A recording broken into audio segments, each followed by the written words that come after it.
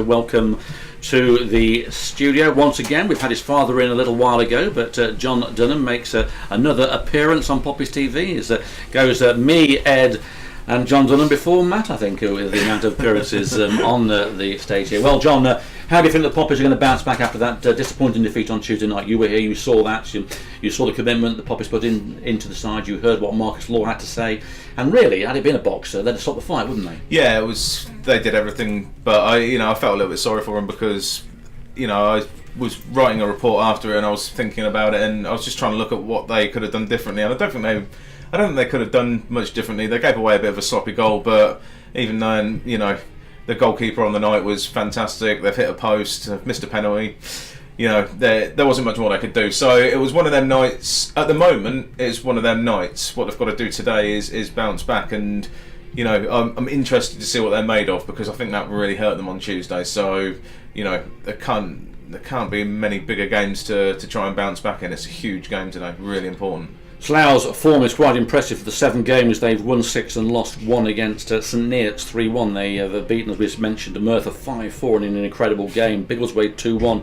They beat Redditch, our opponents, on Tuesday 4-1. Slough Town, Hitchin, 4-0, and that thrashing of Dunstable 8-0. Why can't Kettering play Dunstable and Gosport, who seem to be the whipping boys of the season? Well, their time will come, but it's strange, isn't it? Because I think today is actually the repeat of the whole league throughout from the reverse games of the first day of the season. So strange that Kettering, in the situation that the league table is, that Kettering and Slough are playing each other so quickly. And also Redditch on Tuesday is the second fixture, isn't it? Precisely. And, yeah. It's incredible, but there's teams we haven't even played yet. We played Slough and Redditch will be twice. That's it. Yeah. But the thing about that is that if they can come through today and Tuesday unscathed, and by that I mean unbeaten, even if it's a draw or whatever, I think that's a decent return. If they have to settle for a point today in whatever circumstances, then at the end of the afternoon you'll be saying, okay, well, we've taken 4 points off Slough, that'll do, move on next, and because I think the league table is already starting to take shape. Cooke, I really do. I think the top 4 at the minute, I know Hereford had the setback on Tuesday, but I said at the start of the season, I think if you finish above Hereford, I think you'll win the league, because I think they'll be that good all the way through. They've got decent resources, they've got big crowds that follow them everywhere. I just fancy that they'll be right up there. So, and Kings Lynn have started well, they've invested a lot of money there. Yeah, that must be quite nice for you, with Grant Holt, one of your old heroes, playing for the Linnets. Will there be any divided loyalties when we meet on Christmas? No, I'll settle for a Kettering 2-1 win and Grant Holt scoring for Kings Lynn. And getting a selfie with him afterwards. Oh dear, oh dear. The guy's an absolute legend. Of course, he's an absolute legend to me. So, but that aside, Kings Lynn have put their money where their mouth is, very much so. I think those 4 already. I think those 4 will be battling it out. I really do. I don't see anyone else coming out of the pack at all, really. Not given what's happened so far, anyway. So I think Kettering have done fantastically well to establish themselves so quickly at the top of the table. They needed to do it. They've done that. They've had the setback in the cup. That happens, and they had a night like that. And today, I'm really intrigued to find out what they're made of, because they are going to be tested really well today. Really well. If there is a winner, Jon, today, that team will go top of the league, because if you don't know, the Gosport Kings Lynn game has been cancelled, postponed due to a waterlogged pitch. So Kettering Town do gain a game back on the league leaders, and not being at the top takes a little bit of pressure off Kettering, doesn't it? I mean, when you're there to be shot at, aren't you, at top of the league? So it's quite nice to be in that sort of pouncing position, let's call it. Yeah, we can say that. But I mentioned that to someone in the social club a minute ago, and he just said, well, every game involving Kettering's a big game, isn't it? And it's a bit of a cliche, but certainly from what I've seen so far, nothing's changed. Every team that comes here is bang up for it, because it's Kettering, and that's fine, because that's what having the name, a famous name, does for you. So people who expected Kettering to be up there, they are up there. They're there to be shot at. What's new? But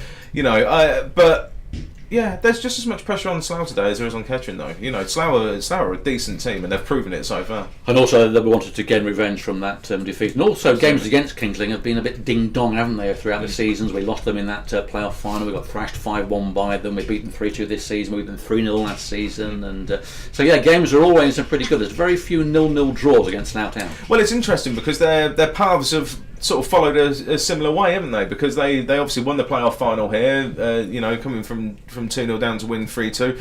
And then Kettering, so they went up, and then Kettering won the title the season after. The week after, that would have been nice, wouldn't it? That would have got us over that playoff final quickly, wouldn't it? But they won the title the season after, so they're back in the same league. Both teams taking a bit of time to just establish themselves, so they're ready to push on. And all of a sudden, in the same season, they look like they're both ready to push on and have a real crack at automatic promotion, which is great, because they're two, you know, I put Slough up there with Kettering in terms of famous names in non-league. You know, certainly when I started following Kettering back in the day, Slough were in the conference, you know, and they were for a long time. So two big clubs, two clubs who deserve, I think, to be higher up, you know, not deserve, should be higher up in the non-league ladder. But yeah, I can already see an interesting battle for the title starting already, you know, and I just hope that Kettering can stay the course and be in it right up until the end. There's some other interesting easy games for the top sides, as I've called it today. Dunstable Town at home against Redditch United, well, that's 9-0. Hereford against Kings Langley, that's 9-0. And St Ives Town against Weymouth, well, that's 9-0, isn't it? So, you know, there's three very, very easy games for the top sides, and Kettering, of course, being drawn against Slough, which really is the game of the season so far. Yeah, absolutely. Yeah, it's turned out to be, you know, I didn't expect it to be anything different. You know, I expected both at the start. I was expecting both of them to be up there, and so it's proven. So yeah, it is big, because, you know, people say, well, you know, it's only October. Doesn't matter, you know, because, you know, once this game's out of the way, these two teams haven't got to play each other again. So, I mean, if Kettering can get a win today, massive message that's going to be sending. It's going to send a huge message. It'll mean they would have taken 6 points off Slough.